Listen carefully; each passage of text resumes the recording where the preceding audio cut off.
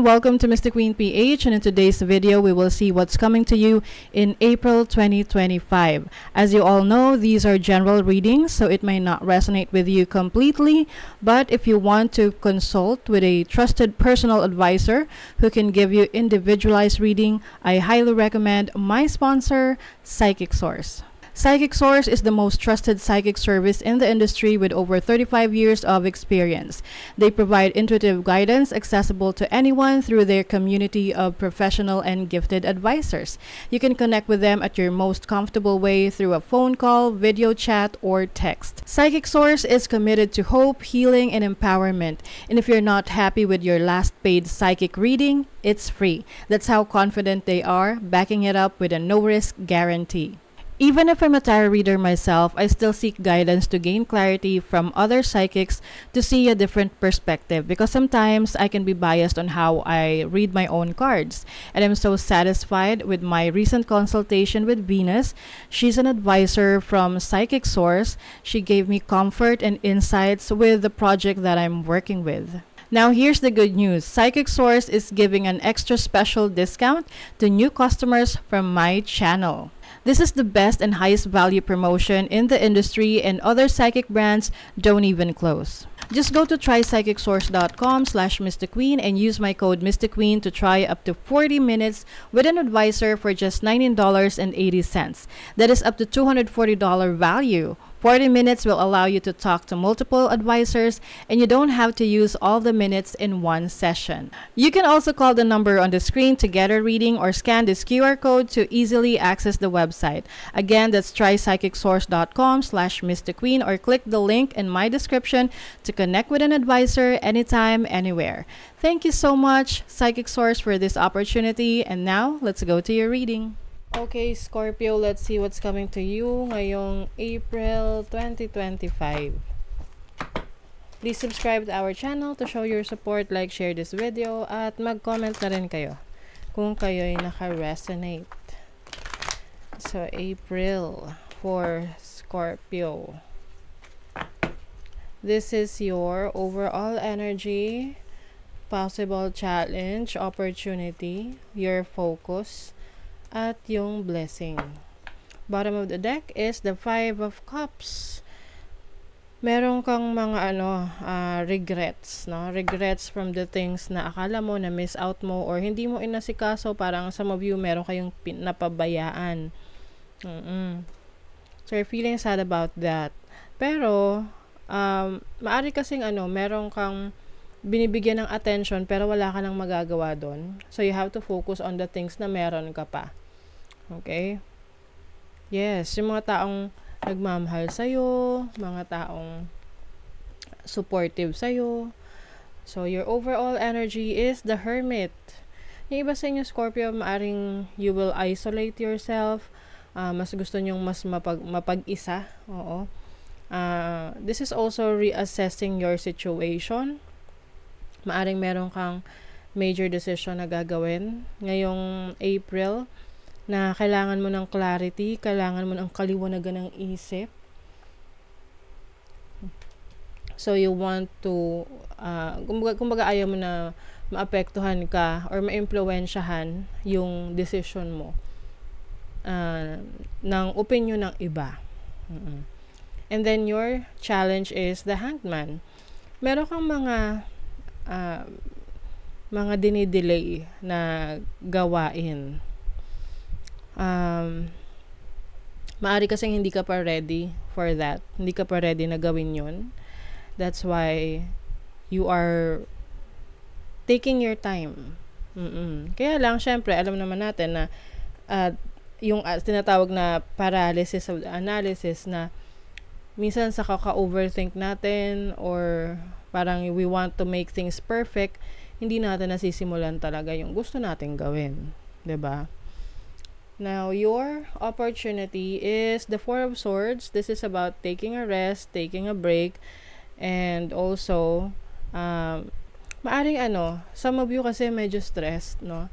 Stress kayo sa mga naging ganap nyo ng mga nakaraan, or you've been doing a lot of things, and ngayong April is a time for you to just enjoy peace, kapayapaan, no, ng isip.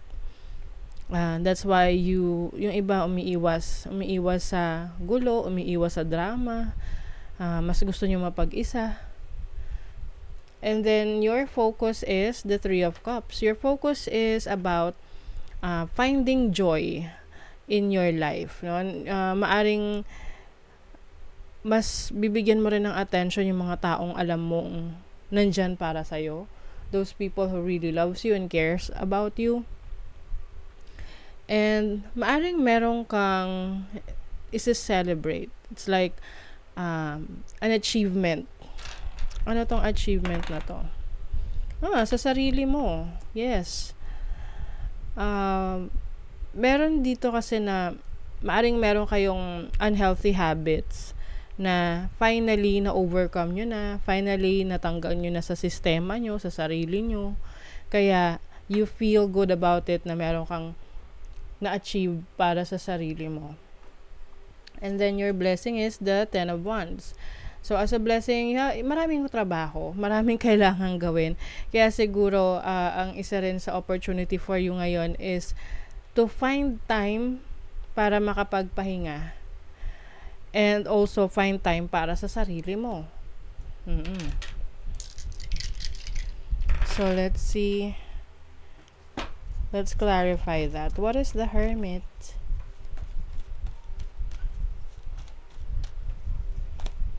The Magician. Parang meron kang ina-unlock na talent, skills, abilities. The more na nagsuspend ka ng time sa sarili mo, the more na mas nakikilala mo yung sarili mo, you become more aware of your abilities, your skills, your talents. What is the Hanged Man? Ace of Pentacles. Yung iba kasi meron kayong sisimulang bagong project, trabaho, business, or meron kayong nire-research ngayon na gusto nyo masimulan nyo to ng maayos, ng flawless, kumbaga. Oo. But I think magagawa mo naman siya talaga. Kailangan lang na if you really want, kung gusto mo na makita ka ng resulta, then just do it, 'di ba? Sabi nga ng Nike, just do it. Oo. Kasi may new beginnings for you, hindi mo siya magawa or masimulan dahil maaring you want things to be perfect. And then, what is the Four of Swords? The Six of Pentacles. This is about sharing. I think you are also going to share your blessings to others. Someone is willing to take care of you. Merong tao sa buhay mo na very concerned sa'yo, sa iyong well-being, na kapag kailangan mong magpahinga, andyan siya to assist you. You have the Five of Pentacles. I think meron kang masusolusyonan or aayusin na financial struggle or financial issue. Pwedeng yung iba sa inyo, meron kayong tutulungan na ibang tao na malapit sa inyo to overcome financial challenges. Or vice versa, na kung kayo meron kayong financial challenges, someone is willing to help you or to give you support. What is the Ten of Wands? Nine of Cups. So, this is fulfillment sa mga wishes ninyo. Some of you maaring maraming kailangan gawin, pero kaya mo siyang i-accomplish dahil doon you will feel fulfilled na yes, finally natapos mo na or nagawa mo na and you're feeling good about this. Yung iba sa inyo meron kayo pinapagawang bahay na finally matatapos na. To be fair. This is about, ito yung sinasabi ko sa inyong desisyon na gagawin ninyo. Ayan o, puro may owl dito. This is about your wisdom. So, the universe is asking you to tap into your wisdom, to your knowledge, to your discernment. Time to go. Maaring iba sa inyo alis sa isang situation na alam mong tapos na. Kumbaga, going to the next chapter ka na. Higher power. Yung iba sa inyo, yung inyong instinct, yung intuition nyo lalong lumalakas. And maari ring nagkakaroon kayo ng spiritual awakening. Nag-open yung inyong third eye chakra. You are seeing things clearly and with a different perspective. Pwedeng yung mga dati yung paniniwala nagbabago. Kasi mas na-open kayo sa mga bagong kaalaman na mas nagre-resonate kayo. Romance, celebration, or party. So, that's what I told you kanina. Maaring may celebration kayo dahil sa achievement ninyo. Older woman. So, some of you are dealing with a woman na older sa'yo. Can be your mother, your lola, your auntie.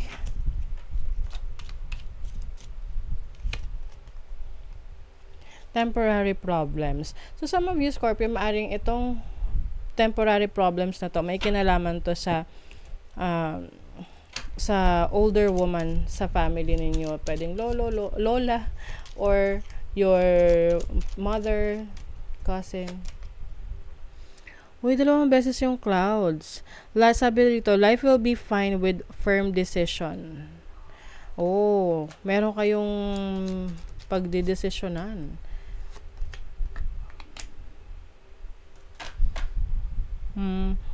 Some of you, may kinalaman to sa safety. Safety ng isa nyong mahal sa buhay, lalo na kung matanda na siya, no? Or sa kanyang kaayusan, welfare niya, well-being niya, meron kayong kailangang pagdesisyonan dyan. Pwedeng may kinalaman rin sa health, sa kalusugan. So, you really have to pay attention. If there's someone in your family na, matanda na, kailangan na ng assistance, you have to be there for them para makakuha sila ng support na kailangan nila. Okay? So, that is your reading, Scorpio. Thank you so much. See you again.